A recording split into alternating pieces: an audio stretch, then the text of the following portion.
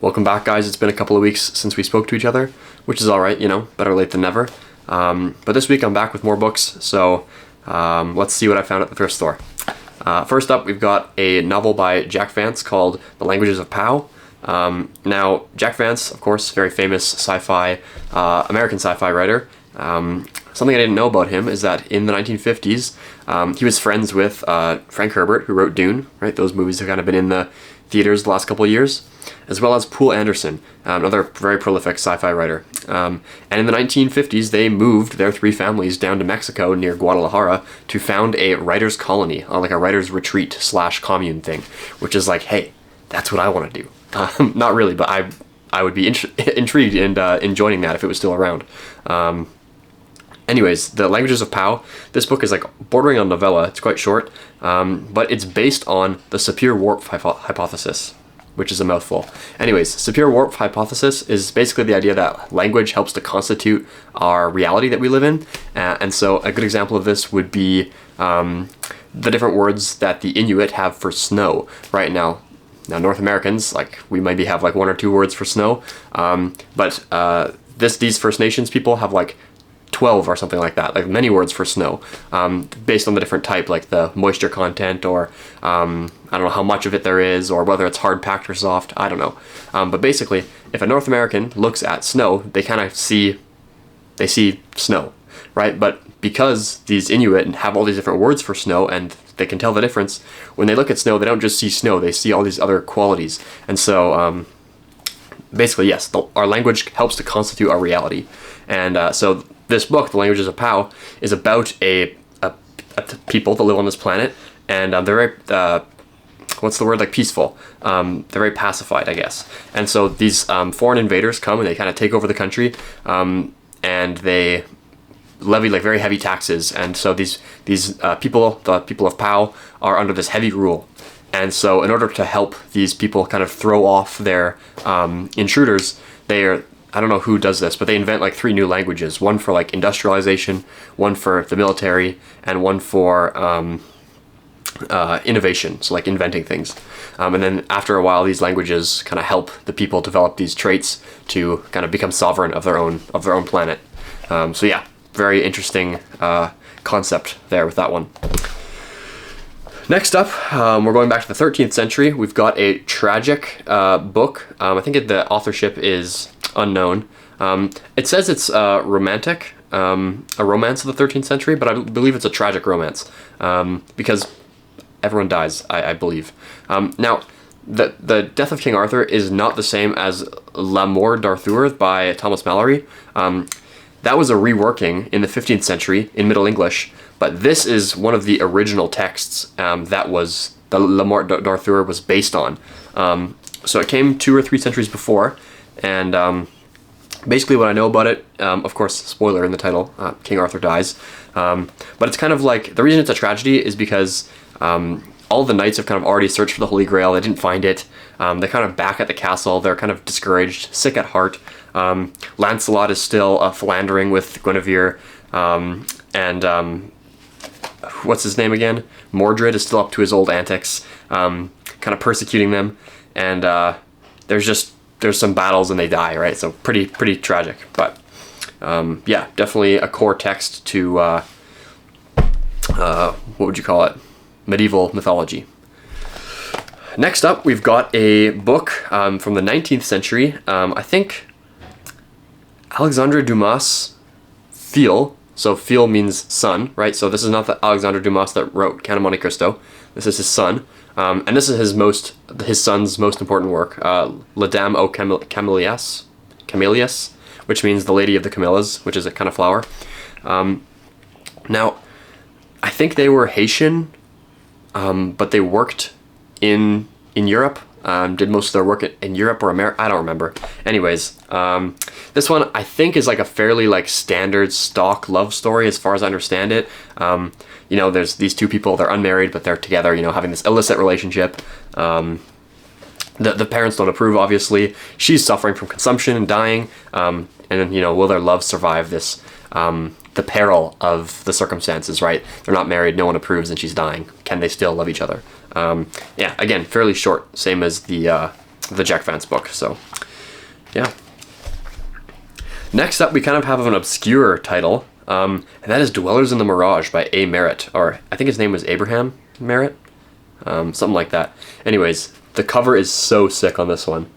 What you're seeing on there, that octopus-looking thing, is called the Kraken, and I'll give you a short summary in a second.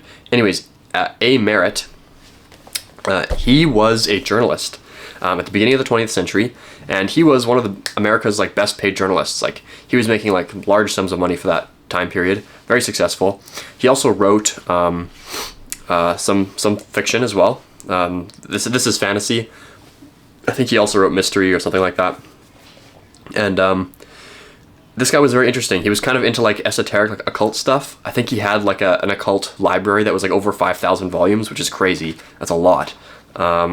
So he probably knew some things that the average person doesn't know about, which makes his fiction all the more intriguing to me.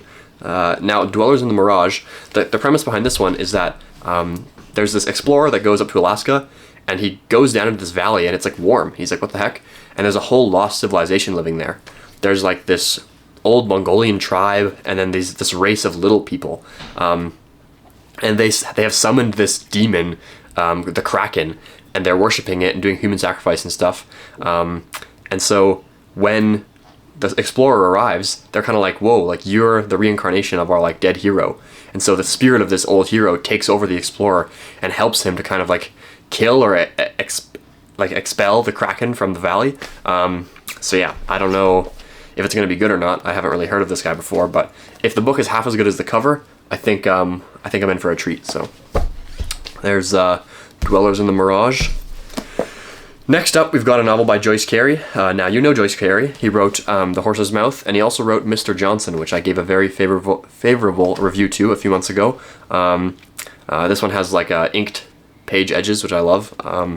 Anyways, this is Charlie is My Darling. Now, this book is about, it's during World War II, and, you know, London, a lot of people evacuated London during that time because it was being bombed. So there's this little kid, I don't know how old he is, maybe 10 or 12 or 13, and he's an evacuee from London, and he's kind of, I don't know where he's living, it's called the West Country, I'm not sure where that is, and so he's living there, and he kind of gets involved in gangs, and it's kind of the book's kind of a reflection on childhood and coming of age, right? So yeah, looking forward to reading that as well. Next up, we've got some Anthony Trollope, okay, The Warden. This is the first book in the, what's the Chronicles of Bartishire. Now, one of his more famous books, Bartishire Towers, I think I'm saying that right. That's the second book in this series. This is the first one, so it precedes Barsetshire Towers. I don't know why that's hard to say for me. But yeah, Anthony Trollope, English writer from 19th century. I don't know if I can say too much more about this. Actually, I can. I kind of know the plot. Basically, the plot is there's this guy. He's living this kind of comfortable lifestyle, running this nonprofit. It's like an alms house. I guess they wouldn't really call it a nonprofit back then, but he's running this kind of like this alms house that like helps the poor and widows and stuff. But the stipend that he receives for running this house and acting as the warden is kind of like a large stipend. So he kind of has like this morally conflicting position he's in. And then this guy, this young lawyer, comes and like throws this like whole pile of litigation at him and is like, hey, like you're getting paid too much to do this. But then he falls in love with the warden's daughter, and the warden, wanting his daughter to get married, doesn't want to mess up the relationship. He likes the money he's getting, but doesn't want to give up his post, obviously. But his conscience is kind of being attacked, right? Because he does feel bad for receiving the stipend. So, yeah, he kind of is put in this position. I don't want to spoil it anymore, but that's basically the setup there, the plot. All right, second to last here, we have a novel I'm not going to talk too much about because I know a lot of people like it, and I don't want to. But this is the problem. Whenever I review a novel people really like and I haven't read it yet, I'm afraid to like make too many comments because I think they might be inaccurate. I don't want to like ruin someone's favorite book. But once I've read it, I will make strong opinions on it. I promise you. And that is Jane Austen's Emma. Somehow I don't have this book yet. I had all her other novels, but somehow I didn't have Emma. So sometimes you think you have a book and then you look in your Goodreads account and you don't have it. So finally picked this one up.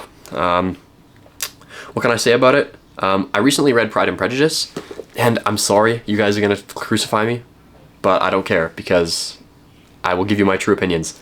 I thought it was kind of mid. Now, I know that the movie is probably good, like the BBC adaptation is probably amazing, and for those of you that have seen it and then read the book, I think your perception of the book is being influenced by the film. Because if you just go off of the book, it's like 80% dialogue.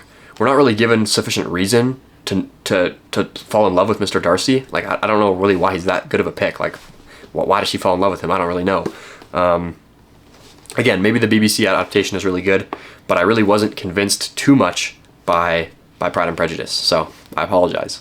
But my book club is, speaking of classic literature written by women, my book club is reading Villette by Charlotte Bronte, and I don't know, hot take, I like Charlotte Bronte way more than Jane Austen, at least based on what I've read so far. Maybe my opinion will change after reading Emma, not sure, but yeah, both Villette and Jane Eyre seem to eclipse Pride and Prejudice. But there you go, maybe I'll change my mind later. Okay, lastly, we have Caesar's The Conquest of Gaul. Okay, now if you've ever read the Asterix and Obelix comics, right, where you have kind of the Druids and the Gauls living on the coast, there's like one town that like won't submit to Caesar and to the Romans, and they're kind of putting up this resistance because they have this magic potion. That is taking place, the Asterix and Obelix universe is taking place in the Gallic Wars, which is what this is about, okay? 50 to 58 BC. And this text is actually written by Caesar. Usually in ancient times you have a historian that writes for the king or the ruler. In this case, no, Caesar actually wrote this himself, as far as we know. And so the Gauls are living in what, like Switzerland, France, kind of like on the continental Europe, kind of northwestern area. And we don't really know too much about them. They didn't really leave any written records. But, you know, the Romans go and they conquer that area. I think I read somewhere that it's because Caesar, the Roman Empire was in debt, and Caesar had to like pay off debts, so he did that via a military campaign. Not sure if that's true. But anyways, yes. This kind of covers that, those campaigns of the Romans into Gaul. My voice is running thin.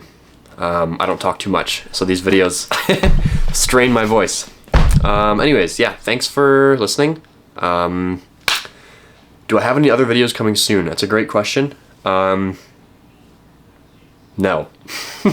I guess the newsletter will come out in like a week and a half, so that's good. I actually haven't really worked on it yet, so I gotta get to that.